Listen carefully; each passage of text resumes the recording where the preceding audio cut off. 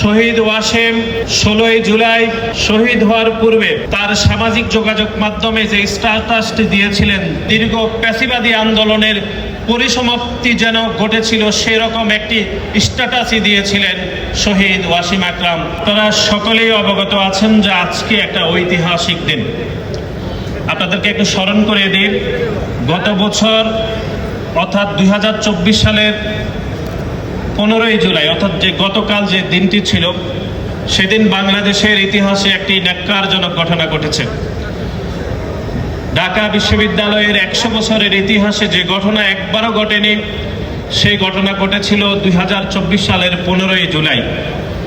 15ই জুলাই ঢাকা বিশ্ববিদ্যালয়ের শিক্ষার্থীদের উপর, বিশেষ করে নারী শিক্ষার্থীদের উপর নজিরবিহীন হামলা করেছিল ছাত্রলীগ, যুবলীগ এবং আওয়ামী লীগের সন্ত্রাসীরা।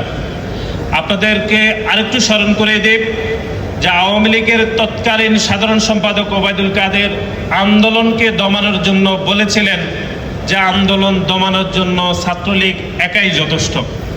সেই কথার পরিপ্রেক্ষিতে আপনাদের খেয়াল আছে 15ই জুলাই ঢাকা বিশ্ববিদ্যালয়ের নারী শিক্ষার্থীদের উপর নজিরবিহীন হামলা করেছিল ছাত্রলীগের সন্ত্রাসীরা, এবং সে হামলার প্রতিবাদে বাংলাদেশ জাতীয়তাবাদী ছাত্রদল আজকের দিনকে অর্থাৎ 16ই জুলাইকে টার্গেট করে সারা দেশের সকল শিক্ষা প্রতিষ্ঠানে আমরা বিক্ষোভের ডাক দিয়েছিলাম। ঠিক একই প্রোগ্রামটি দেওয়া হয়েছিল বৈষম্য বিরোধী ছাত্র আন্দোলনের ব্যানার থেকে।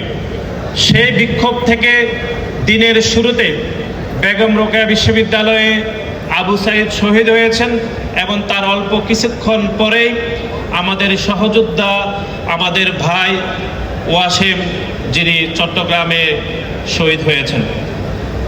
আমরা মনে করি শহীদ ওয়াসিম 16ই জুলাই শহীদ হওয়ার পূর্বে তার সামাজিক যোগাযোগ মাধ্যমে যে স্ট্যাটাসটি দিয়েছিলেন যে চলে আসুন 16 শহরে, এটি শুধু একটি সামাজিক যোগাযোগ মাধ্যমে, এটি শুধু একটি খুদে বার্তা ছিল না, বরং দীর্ঘ প্যাসিবাদী আন্দোলনের জন্য আমাদের বাংলাদেশ জাতীয়তাবাদী দলের চেয়ারপারসন, সাবেক সফল প্রধানমন্ত্রী দেশনেত্রী বেগম খালেদা জিয়া এবং আমাদের দলের তৎকালীন ভারপ্রাপ্ত চেয়ারম্যান, বর্তমানে গণপ্রজাতন্ত্রী বাংলাদেশ সরকারের মাননীয় প্রধানমন্ত্রী যে আন্দোলন সংগ্রাম করছিল, সেই দীর্ঘ প্যাসিবাদী আন্দোলনের পরিসমাপ্তি যেন ঘটেছিল সেরকম একটি স্ট্যাটাসই দিয়েছিলেন শহীদ ওয়াসিম আকরাম, যে চলে আসুন 16 শহরে, এবং চলে আসার মাধ্যমে তিনি পুরো জাতিকে, বিশেষ করে চট্টগ্রামের সকল মানুষকে সে প্যাসিবাদ মুক্ত করার জন্য ঘোষণা দিয়েই তিনি আন্দোলনে ঝাঁপিয়ে পড়েছিলেন। সংগ্রামী সহযোদ্ধা, সহকর্মী বন্ধুগণ, আমরা মনে করি শহীদ ওয়াসিম আমাদেরকে যে আত্মত্যাগ শিখিয়ে গিয়েছেন, সেটি বাংলাদেশ এবং সারা বিশ্বের একটি নজিরবিহীন ঘটনা বলে আমরা মনে করি।